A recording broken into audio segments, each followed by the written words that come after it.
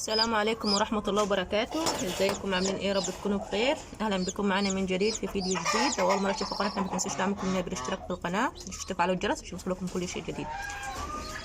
ولو عجبكم الفيديو ما تنسوش تضغطوا لايك وشير للفيديو فضلا منكم وليس امرا. زي ما انتم شايفين النهارده بسم الله ما شاء الله عندنا الدجاجة فقست.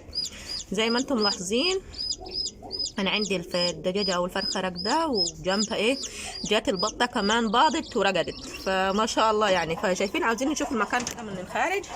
ده باب يعني باب من الصاج، ده كنت راكناه على جنب، فهم جو في المكان اللي هو الصغير اللي انتم شايفينه ده ورقدت.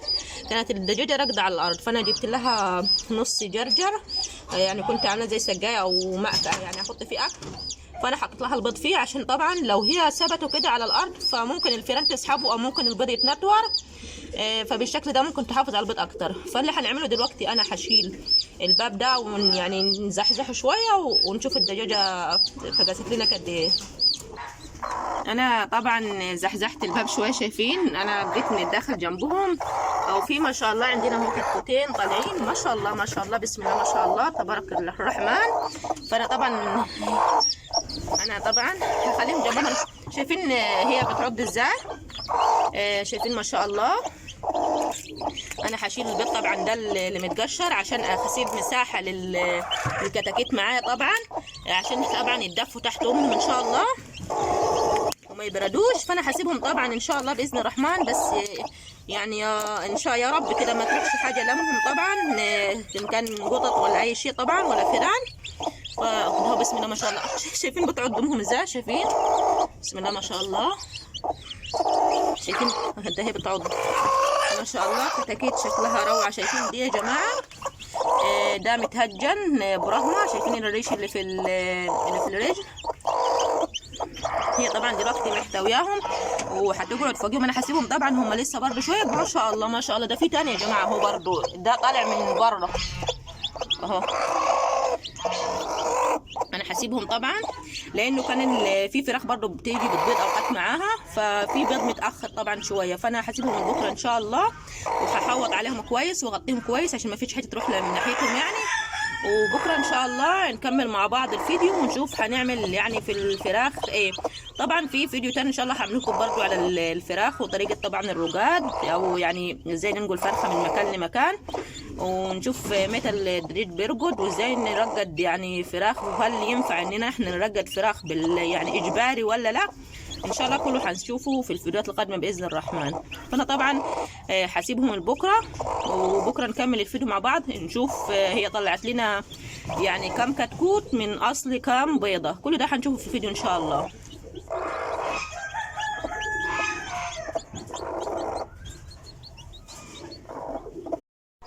طبعا زي ما انتم شايفين بسم الله ما شاء الله اللهم بارك. طبعا اول ما رحت يعني جيت عند الطيور هنا ببص لقيت الكتاكيت ما شاء الله طالعين كلهم كده زي ما انتم شايفين من بره كده مع امهم. فطبعا هنروح نشوف العش فاضل كتاكيت فيه ولا لا ولا بيض. طبعا هم جاعوا فطلعوا وامهم خدتهم وطلعت معاهم. فالحمد لله اني ما حصلت لهمش حاجه، ولا لانه عندي في قطط مش يعني قطط مفترسه، فطبعا ممكن كان اكلوهم. الحمد لله على كل حال. فهنروح مع بعض نشوف العش في ايه فاضل.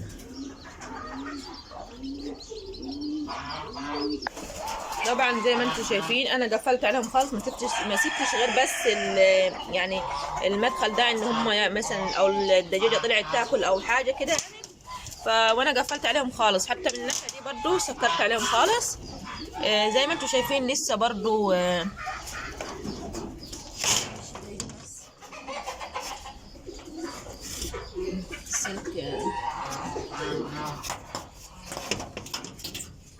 شايفين بسم الله ما شاء الله. في كتاكيت وفي بيض برضو، فيهم برضو حصل له زي سجع كده او برد يعني، عشان لقيت فيه في الارض هنا طبعا في التربه. وفي لسه في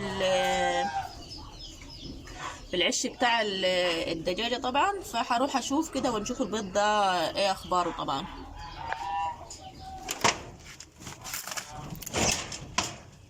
الكتكوت ده طبعا باين عليه سقعان شويه، والكتكوت ده برضو هما سقعانين. دول عاوزين خلاص، دول عاوزين لمبة عشان وبسم الله ما شاء الله. برضو في تحت البطة. انا هاخد دول طبعا وهحطهم تحت لمبة كده عشان يدفوا. ببين عليهم طالعين من بدري لان البيض ساقع يعني.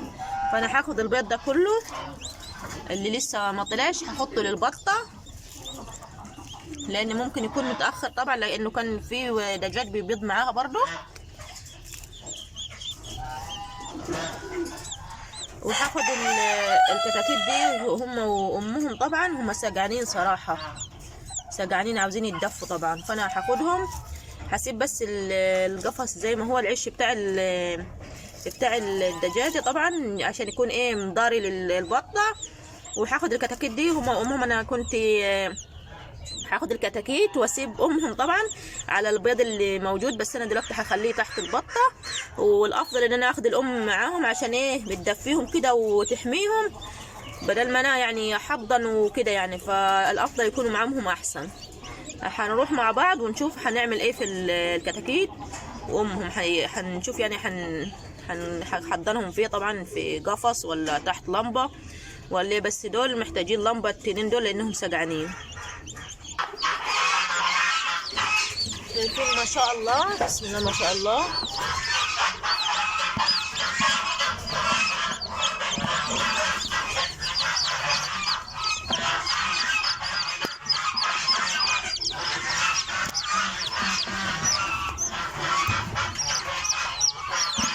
انا حطيتهم في جردل كده زي ما انتم شايفين.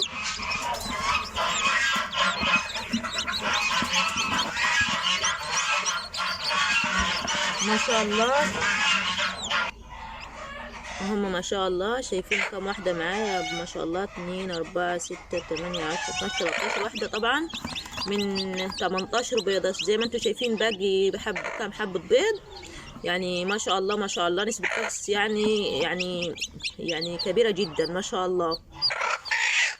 طبعا ادي الام انا جبتها طبعا معاهم هنا اهو اهي، جبتها معاهم طبعا. هحطهم دلوقتي في قفص التحضير وهحط لهم اكل وشرب ان شاء الله. بس الكتكوتين اللي هم تعبانين شويه دول انا هحطهم في الشمس او ادفيهم في حاجه. هم شايفين اول ما انا جبتهم في الشمس هنا حاسه فيهم واحده ما شاء الله ابتدت تصحى شويه يعني. فهم باينهم طالعين من بدري. دلوقتي نحن الظهر، هم باينهم طالعين من بدري من العش. فده طبعا مش حلو في السقعه دي، ممكن ده يعمل لهم برد، ممكن يعمل لهم اسهال. فلازم طبعا يعني لما يكون عندنا يعني فراخ زي كده، هو لو الجو حار يعني مش هيأثر. اما في الشتاء طبعا هيأثر جدا لان دلوقتي الجو برد جدا، ودول كتاكيت صغيرين مش هيستحملوا طبعا. فانا كل اللي هعمله فهديهم حاجه دلوقتي، احط لهم ميه دافيه او حاجه كده دافيه عشان ايه ما ينفعش ان انا احط لهم ميه من الحنفيه، لازم تكون ميه دافيه طبعا او فتره عشان ايه تدخل يعني تدفي بطنهم. طبعا هم سجعانين وعايزين اكل طبعا عشان يدفيهم. ان شاء الله المراحل الجايه كده نشوف مع بعض هنهتم بيهم ازاي، ولحد كده مراحل يعني ما يكون كده معانا الكتكوت كبر وبيجي ايه يعني. ممكن ناخد يوم بيوم ان شاء الله، وممكن كل يومين نعمل فيديو عليهم باذن الرحمن. طبعا زي ما انتم شايفين انا القفص ده بحضن فيه، هو قديم شويه بس دلوقتي مضطره ان انا احط فيه الكتاكيت. وطبعا معاهم امهم اهي هي عاوزه تطلع. فطبعا اول ما تلاقيهم كده يعني جنبها كده راح تاخدهم تحت جناحاتها كده، والامر ايه هيمشي ان شاء الله. والباقيين طبعا ان شاء الله لما يطلعوا كده هروح جايباهم حطاهم معاها كده في القفص كده عشان ايه يتربوا معاها. بس انا هاخد طبعا ده لسه برضو ده هاخده شويه هو والكتكوت الصغير ده خالص، هاخدهم هدفيهم شويه وبعد كده ايه هرجع ايه اردهم لامهم ان شاء الله. شايفين اول ما اتجمعوا جنبها طبعا هي سكتت خالص اهو زي ما انتم شايفين. انا طبعا المكان لسه عاوز لمبة، احط له لمبات كده واوصل لهم الكهرباء يعني عشان ايه برضو الجو ايه معاهم لسه برد. حتى لو بالليل او بالنهار عادي، يعني لمبه تبقى واحده وبالليل نزود لمبه ثانيه عشان الجو يبقى ايه الحراره كده متوازنه ومعتدله معاهم. ده الفيديو بتاعنا، يا رب الفيديو يكون عجبكم ويكون شكل الكتاكيت عجبكم. واكتبوا لنا في الكومنتات لو حابين نصور على اي فيديوهات طبعا، وانتظرونا في الفيديوهات الجايه باذن الله، هتبقى فيديوهات جميله جدا وجولات روعه يعني. انتظرونا باذن الله. مع الف سلامه وفي رعايه الله. ما تنسوش لايك وشير للمقطع واشتراك في القناه للي ما اشتركش. بامان الله.